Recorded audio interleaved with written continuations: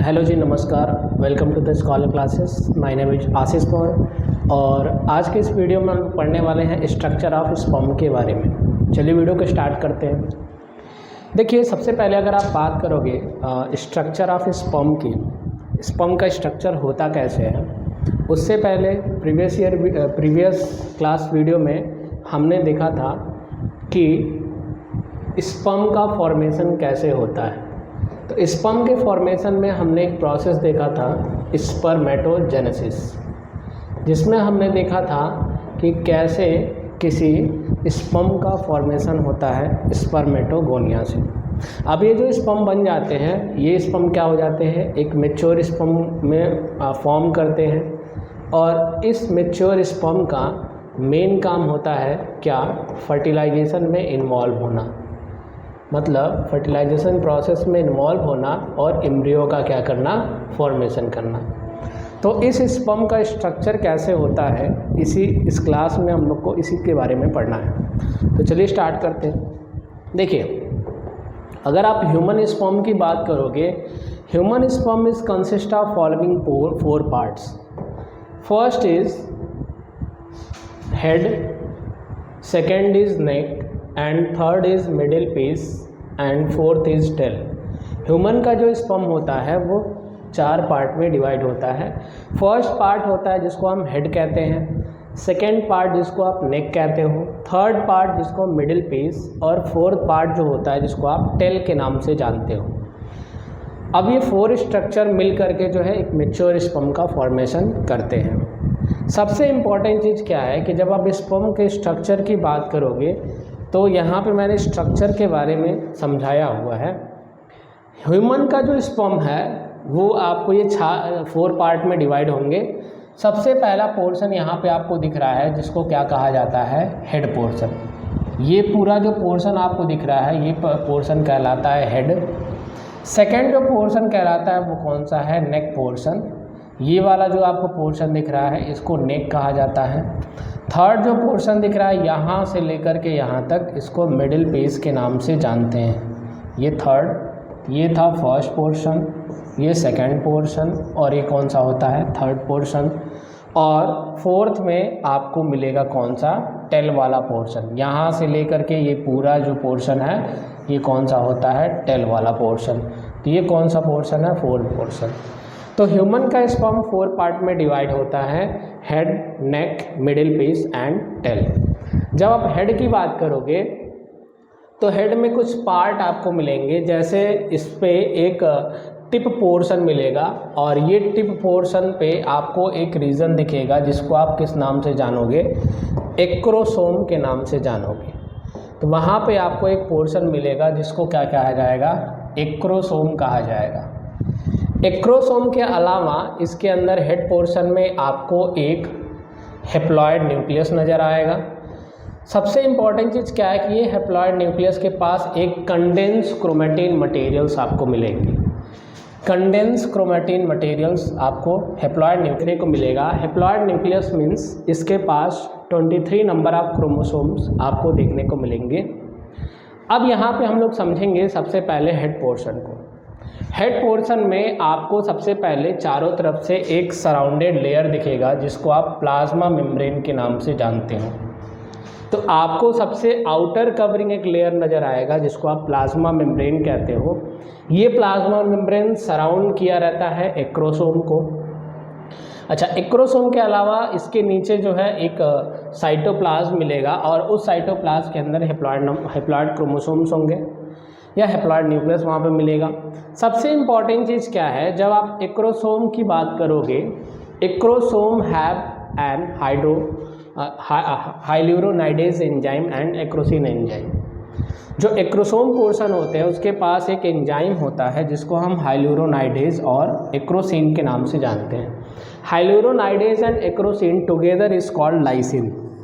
इन दोनों को एक साथ जो है लाइसिन के नाम से जाना जाता है।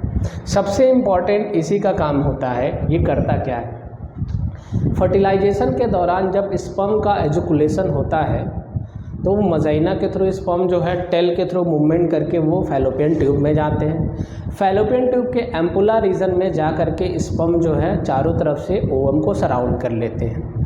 सबसे ज़्यादा जो एक्टिव स्पर्म होता है वो एक्टिव स्पर्म क्या करेगा, एक्रोसोम के जरिए इन एंजाइम को, लाइसिन एंजाइम को सेक्रेट करते हैं। और ये लाइसिन एंजाइम करते क्या है, ये लाइसिन एंजाइम जो है जो जोना पेलुसिडा रीजन होता है ओवम का, उसको ये बर्स्ट करने का काम करता है। तो बर्स्ट करने में ये क्या करता है, हेल्प करने का काम करता है। इस तरह से ये एक्रोसोम वाला पोर्शन वर्क करता है। इसके साथ साथ जब आप नीचे की तरफ आओगे हेड के नीचे, तो आपको एक नेक पोर्शन मिलेगा।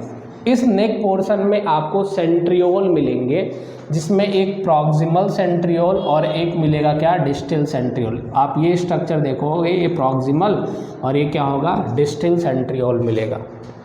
फिर उसके नीचे आपको मिडिल पीस मिलेंगे। मिडिल पीस रीजन में जब आप जाओगे तो वहाँ पे माइटोकॉन्ड्रिया स्पाइरली अरेंज होंगे। यहाँ पे आपको माइटोकॉन्ड्रिया जो है स्पाइरली अरेंज नज़र आएंगे। ये कुछ ऐसे, कुछ यहाँ होंगे, ये स्पाइरली जो होंगे ऐसे लगे होंगे। तो यहाँ पे माइटोकॉन्ड्रिया स्पाइरली आपको मिलते हैं। तो माइटोकॉन्ड्रियल स्पाइरल, अच्छा, माइटोकॉन्ड्रिया का मेन काम होता है कि जब ये मूवमेंट करता है तो उस दौरान स्पर्म को एनर्जी की रिक्वायरमेंट होती है, और उस एनर्जी को प्रोवाइड करने का काम जो होता है वो कौन करता है, माइटोकॉन्ड्रियल स्पाइरल करता है। तो माइटोकॉन्ड्रियल स्पाइरल का काम यही होता है। उसके बाद जब आप देखोगे नेक्स्ट पोर्शन, जिसमें आपको टेल मिलेंगे। अच्छा, टेल से पहले यहाँ पे प्रॉक्सिमल सेंट्रियोल और डिस्टल सेंट्रियोल, ये दोनों जो हैं एक फिलामेंट के जरिए एराइज्ड होते हैं, ऐसा कुछ। ये नीचे के साइड में क्या होते हैं और फिर ये नीचे आ जाता है ऐसे। तो एक फिलामेंट आपको मिलेगा और इस फिलामेंट में आपको यहाँ पे ये चीज़ें नज़र आती हैं। फिर इसके बाद आप देखोगे ये जो टेल है, ये टेल का मेन काम होता है मोटेलिटी को रखना। मोटेलिटी मीन्स जब वो वजाइना के अंदर एंट्री करता है, एजुकुलेशन होता है, उस दौरान जो है फैलोपियन ट्यूब तक पहुँचने में जो हेल्प करते हैं वो कौन होते हैं, टेल होते हैं। तो ये सब कुछ पोर्शन आपको यहाँ पे स्पर्म के बारे में मिलेगा। सबसे इम्पॉर्टेंट चीज़ एक्रोसोम के बारे में। एक्रोसोम के पास हाइल्यूरोनाइडेज और एक्रोसिन एंजाइम्स होते हैं। ये दोनों एंजाइम को एक साथ लाइसिन कहते हैं, और लाइसिन का काम होता है क्या, फर्टिलाइजेशन के दौरान जो कोरोना रेडिएटा लेयर है, सॉरी जोना पेलुसिडा लेयर है ओवम का, उसको वो क्या करते हैं, बर्स्ट करने का काम करते हैं। चलिए अब हम चारों पार्ट को ऐसे समझते हैं। सबसे पहले दिया है हेड के बारे में। हेड के बारे में देखिए क्या है लिखा, it is a enlarge part of sperm. ये स्पर्म का इनलार्ज पार्ट होता है, सबसे बड़ा पोर्शन जो होता है स्पर्म का, जिसको आप हेड के नाम से जानते हो। It contain haploid nucleus, chromatin material जो होंगे यहाँ पे आपको कंडेंस मिलेंगे। यहाँ पे जो क्रोमेटिन मटेरियल्स होंगे वो क्या होंगे, कंडेंस आपको मिलते हैं, और ये हैप्लॉइड न्यूक्लियस को रखता है। हैप्लॉइड न्यूक्लियस मीन्स इसके पास 23 क्रोमोसोम्स ही देखने को मिलते हैं, एन के फॉर्म में देखने को मिलता है। Its tip have cap like structure called acrosome. इसका टिप जो होता है वो कैप लाइक स्ट्रक्चर को रखता है, और इसके पास जो होता है वो कौन सा एंजाइम होता है, लाइसिन। लाइसिन ये कॉम्बिनेशन होता है हाइल्यूरोनाइडेज और एक्रोसिन का। Acrosome have hydrolytic enzymes hyaluronidase which breaks the membrane of ovum. वो ओवम के मेम्ब्रेन को ब्रेक्स करता है, खासकर कौन सा लेयर, तो एक नाम आएगा zona pellucida. Zona pellucida layer को क्या करता है, ये ब्रेक करने का काम करता है। फिर उसके बाद आता है सेकेंड पोर्शन, जिसको आप नेक कहते हो। नेक कंटेन 2 सेंट्रियोल। इसके पास 2 होता है, एक प्रॉक्सिमल और एक डिस्टल सेंट्रियोल्स आपको देखने को मिलते हैं। इनका काम क्या होता है, it help in first cleavage after zygote formation. Means जैसे स्पर्म का न्यूक्लियस ओवम के न्यूक्लियस के साथ फ्यूज कर जाता है, फ्यूजन होने के बाद फिर वो क्या करते हैं, वहाँ पे क्लीवेज देखने को मिलता है, एम्ब्रियो का फॉर्मेशन देखने को मिलता है। तो जो फर्स्ट क्लीवेज होता है जाइगोट का, उस जाइगोट के फर्स्ट क्लीवेज में जो पोर्शन हेल्प करता है वो कौन होते हैं? Centriole portion. नेक्स्ट अगर हम बात करें, नेक्स्ट जो पोर्शन होता है वो होता है middle piece. It contain mitochondrial spiral. Middle piece में आपको माइटोकॉन्ड्रियल स्पाइरल देखने को मिलेंगे।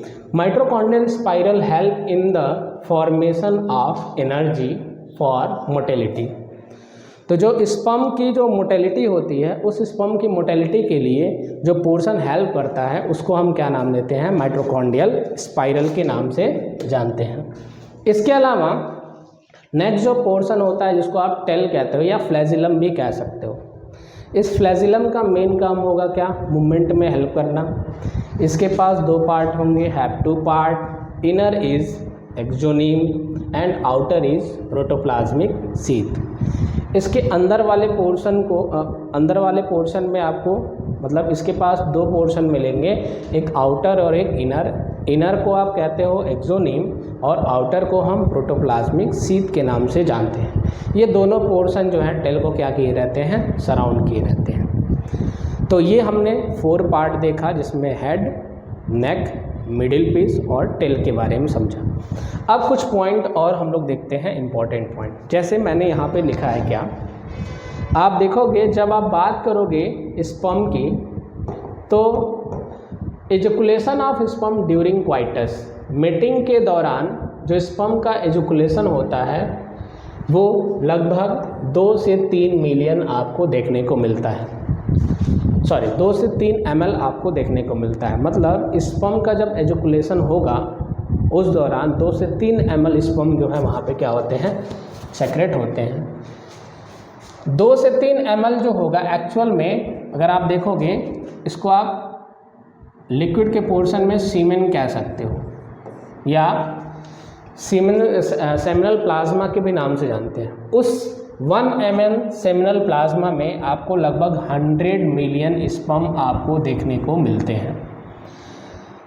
अगर आप देखोगे about 200 to 300 million of sperm, अगर आप देखोगे यहाँ पे 100 मिलियन स्पर्म आप देखोगे, लेकिन अगर आप नियर अबाउट देखो तो नियर अबाउट जो है आपको 200 से 300 मिलियन स्पर्म जो है वहाँ पे आपको देखने को मिलेंगे इस 2 से 3 ml में। 1 ml में आपको 100 मिलियन दिखेंगे, 2 से 3 ml में लगभग आपको कितने मिलेंगे? 200 से 300 ml स्पर्म आपको वहाँ पे मिलेंगे।